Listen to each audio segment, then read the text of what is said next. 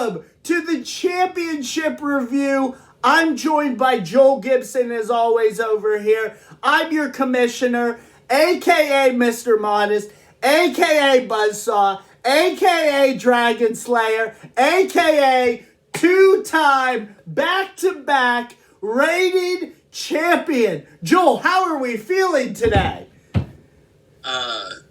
We feel okay, but it sounds like you're feeling pretty good today. Yes, I have had several seltzers at this point. Let me tell you, let's get right into the matchup because we can make this a short video if you want. It's going to be a lot of me just bragging about, oh, wait, Joel Gibson, have I won 3 of the last 4 championships? Have I won back-to-back championships? Have I won the only 4-person final championship of COVID year? Have I won 3 of the last 4? Joel, I want you to confirm it. The records indicate that, that would be the case. Excellent. Very, very unfortunate. Excellent. And I also want everyone to note, I have the championship trophy here. And it's interesting because I chose not to engrave that for last year. Empty, Joel Gibson. And then, so now I have 2 empty plaques on the trophy. That is confidence to the extreme. Now, getting into the matchup.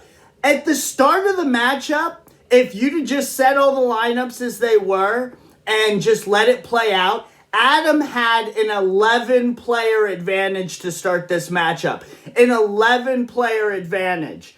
Now, I ended it with a 5-player advantage, and the reason why I got that, Greek did sit 3 games. Clarkson did also sit, I think, 5, maybe 6 games. Okay? But he was still able to add. I went from 11 to plus 5. That's plus 16 on the wire. Regardless, I believe I did plus 18 against Neiman, the number 1 seed. Then I had to play the 2 seed. Am I the greatest player to ever play on the wire, Joel Gibson?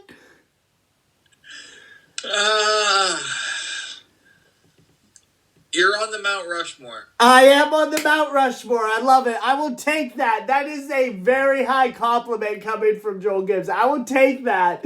I am one of the best on the wire. There's no doubt about it. I had some great ads. Zubak, Hayes, I don't want to keep just pounding it in because, again, I could sit here and talk to you all week about my ads. Playing back-to-backs, playing the Cavalier back-to-backs, playing out every single back-to-back, knowing what Adam, or at least anticipating what Adam was going to do. I have no idea why he kept Cam Thomas on his team the whole time. And I even pointed that out last week on why Cam Thomas was being kept on the team. I don't want to keep dragging Adam through the mud. He had a great season. Getting to a championship is not easy, and you and I can both attest to that. Now, that being said, you and I have been to quite a few championships between the two of us. But it is not easy, and I did it with Cade on my bench since early November. It's like November 5th, I think, since he got injured. I made the trade with Phil to bring in Levine and Booker for Davis, which turned out to be an absolute light show. I brought in Freddie Van Fleet off of Cody and Walker Kessler, who turned out to be an absolute light show. Probably single-handedly won me blocks in a lot of these matchups. Was probably the better part of the trade. Absolutely, especially at $5. I will take that shit. All of these things in all season, I bet big on these players that, had injury problems. Paul George, Freddie Van Fleet.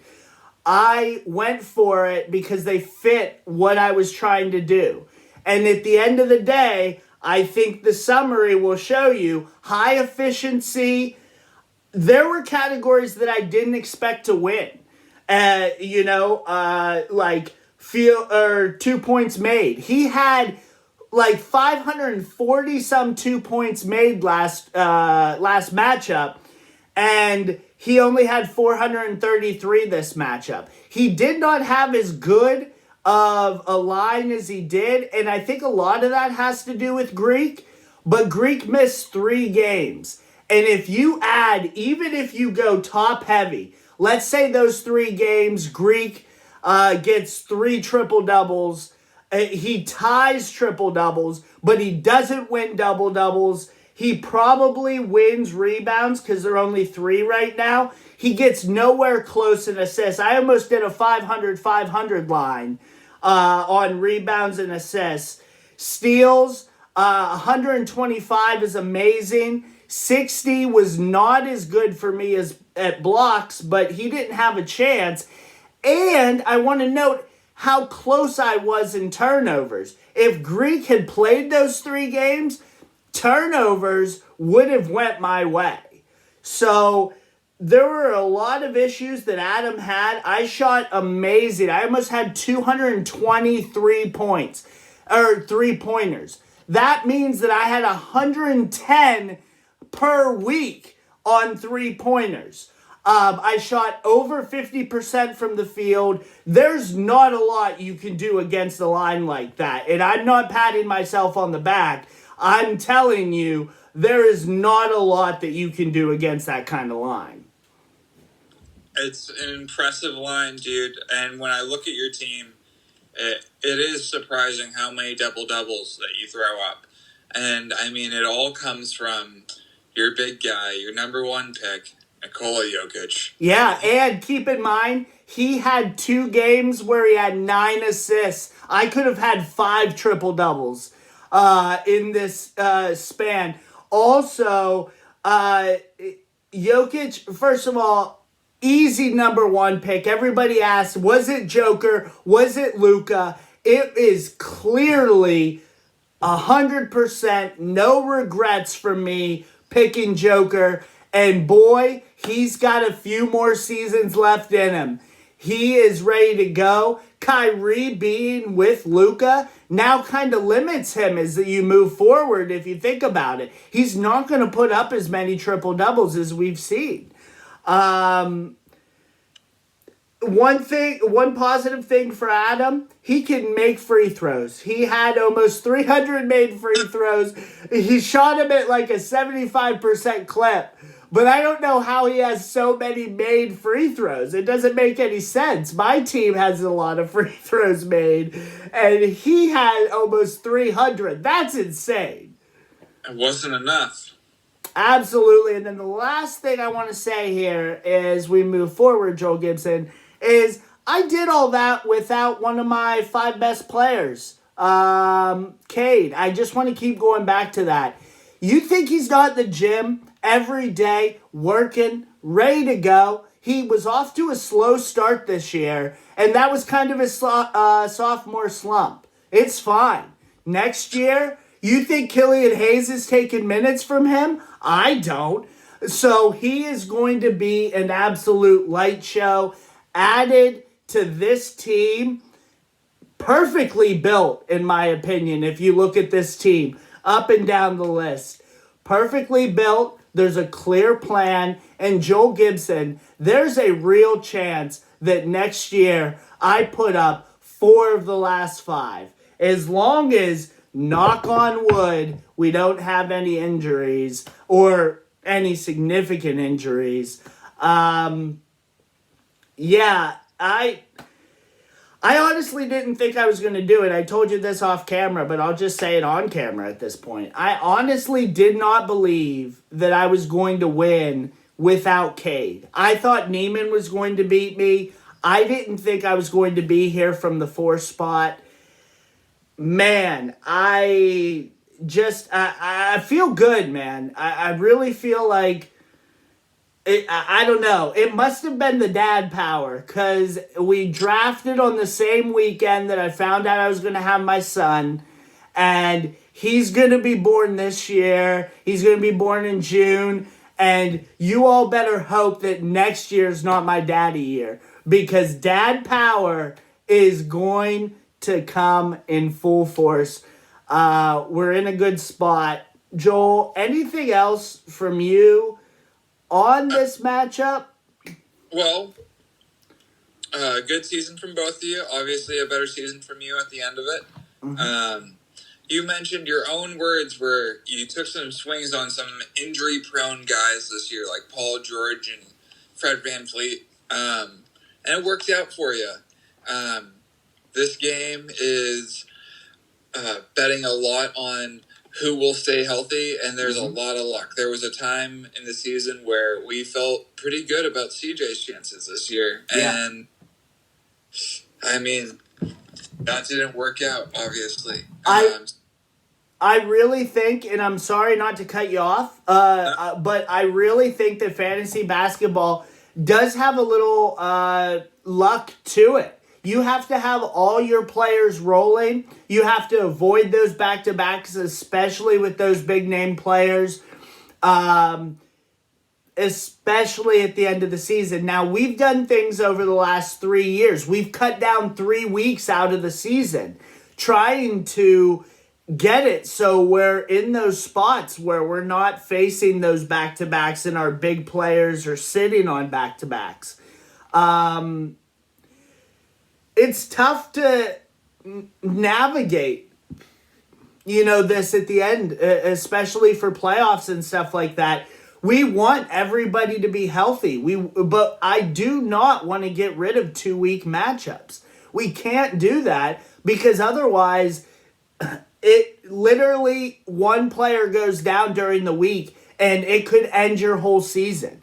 At least if you have that second week, there are things that you can do to manufacture enough stats to maybe get it done. Adam had a decent week this week. He had a lot of good stats. He had a lot of good plays. But at the end of the day, Greek going down, it just shows here that even with Greek healthy, it wouldn't have mattered. And so I feel good about this championship. I felt bad for Adam not having Greek. That kind of sucked. I did want to see Joker and Greek go at it in that first week. But I think over 2 weeks, it shows who has the better team at the end of the day. And last thing I'll say, Tyler Hero has been absolute balls the last 2 weeks. So I just have been so bummed with his production. He's been okay, I guess for a middle, in the middle of my team. But that's not what I was expecting from him. So I certainly didn't have everything. There were a couple back-to-backs that didn't end up playing for me, if we're going to critique how I did. But at the end of the day, like I said, it comes down to who's adding what, when, planning it out. If you have a plan at the start of the 2 weeks, and you know how I plan, I've shown you multiple times how I plan. I do everything. I plan everything out at the start of the week. I have my plan for my ads, and I adjust as best I can. You're maniacal. I am, and that is why I am a 6-time strategic winner, and I should win every fucking year when it comes to fucking strategies. I put so much time and effort into it.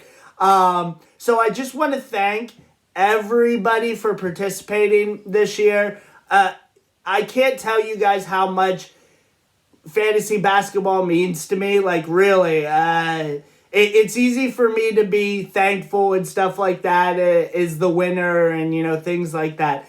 But honestly, at the end of the day, texting with you, texting with everyone about fantasy basketball, I can't tell you how much that means to me. And even when there's a lot going on in my life, or, everybody gets busy and everybody does this, you guys participating year after year, us planning it out, it really means a lot to me. I sincerely mean that. I'm not trying to be overzealous or anything like that. It really does mean a lot to me, and I know it means a lot to you, Joel.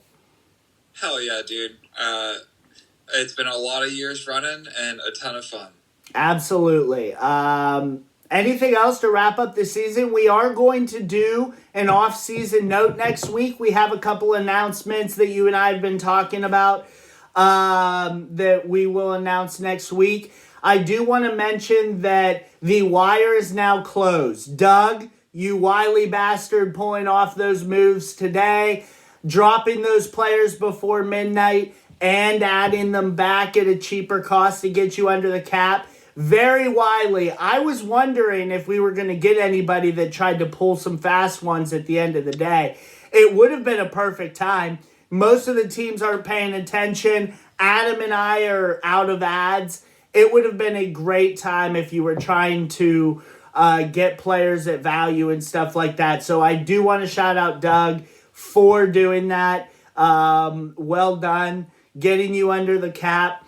And a decent pick going into next year as well.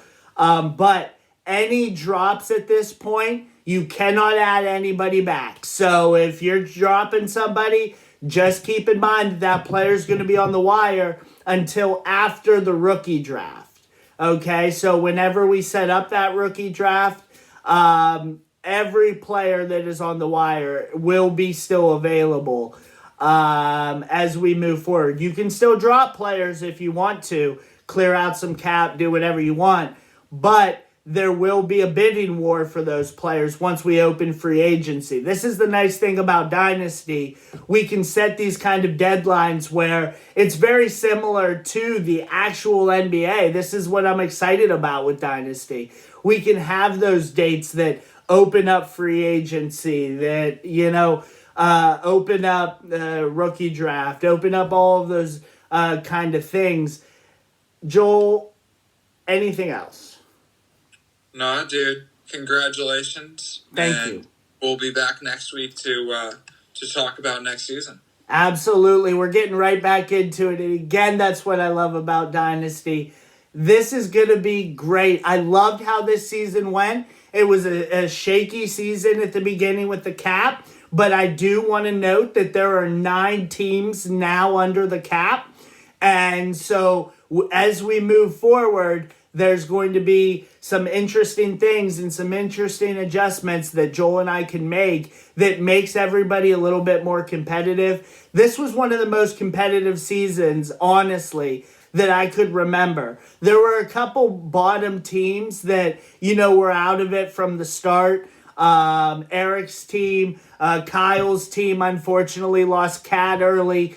He didn't have a lot to do and then made some interesting trades that kind of put him out of it. But Cody's team, building towards the future. Cody has the first round pick.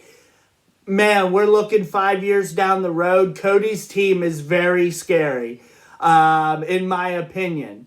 But a lot of positive things as we move forward. Thank you guys so much for this season. And we will see you next week to talk about the next season, where Mr. Modest tries to go back to back to back. Only been done once ever in the league, done by Joel Gibson. And boy, would I like to put myself in that category. We will see you guys next week. Thank you. And deuces. Trophy. Mwah. Kisses. Later, guys.